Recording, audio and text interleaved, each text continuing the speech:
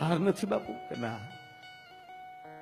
બાપુ ખંભા ઉપર રૂમાલ હતો એ ધરતીમાં પાથરીને ભારતવર્ષનો મુસલમાન રૂમાલ ઉપર ઉભો રહી અને એટલું કીધું હતું કે નેક નામદાર, એ હાર મેં નથી લીધો. કે હશે બેટા, પણ એ તો એમણામ તો બોલી શકવાનો હતો. આ રૂમાલ ઉપર ઉભો રહીને બોલ્યો છો એનું કારણ શું?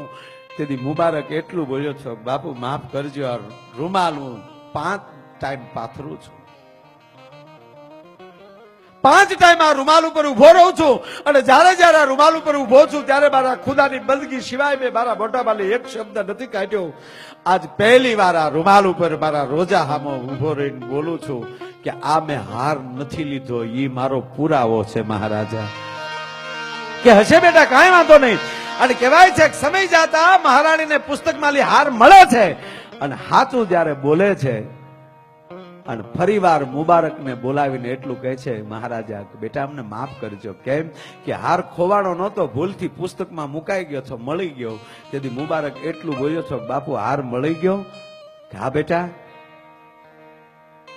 ચાવીના જોડા લઈને એટલું કીધું, તો બાપુ આ હારની રાહે ખોટી થયો તો હવે આ ચાવીઓ સંભાળી લ્યો, હું ગમે ત્યાં મારું પેટ ભરી લે. કે કેમ બેટા? કે આજ હાર પુસ્તકમાં મુકાય ને કાલ બીજે મુકાય.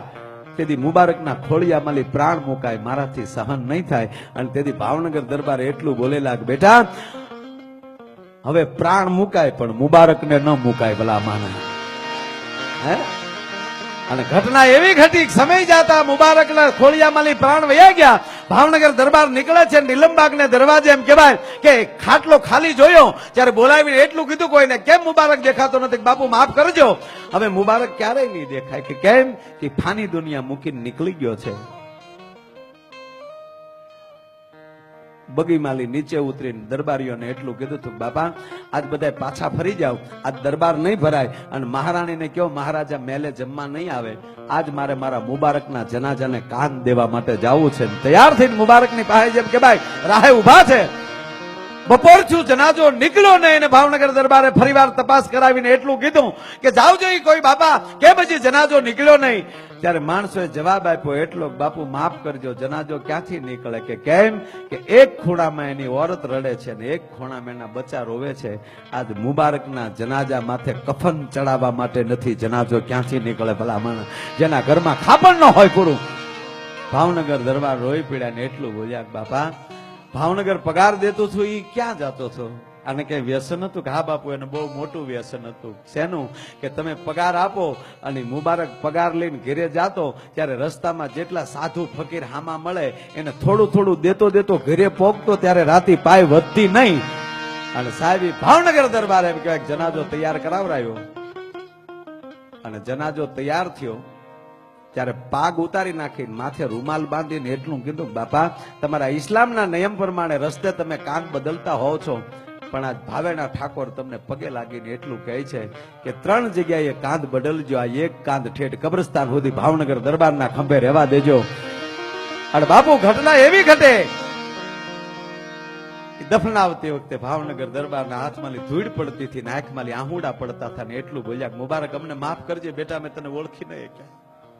આ વાત ઉપર ભરોસો ન આવે સાહેબ તો હાલમાં ભાવનગર કબ્રસ્તાનમાં એની કબર છે અને કબર ઉપર લખ્યું છે ધ લોક નીલમબાગ. આ નીલમબાગનું તાળું છે, આ નીલમબાગનું તાળું હોતું છે.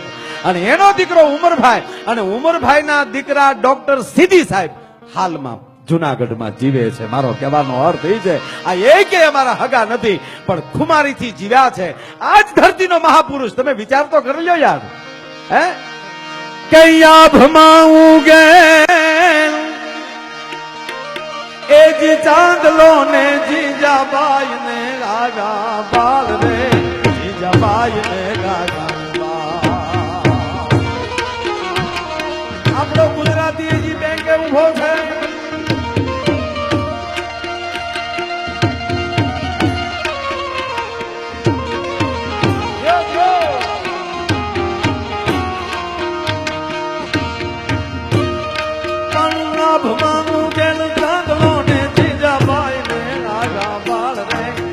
ભાઈ ને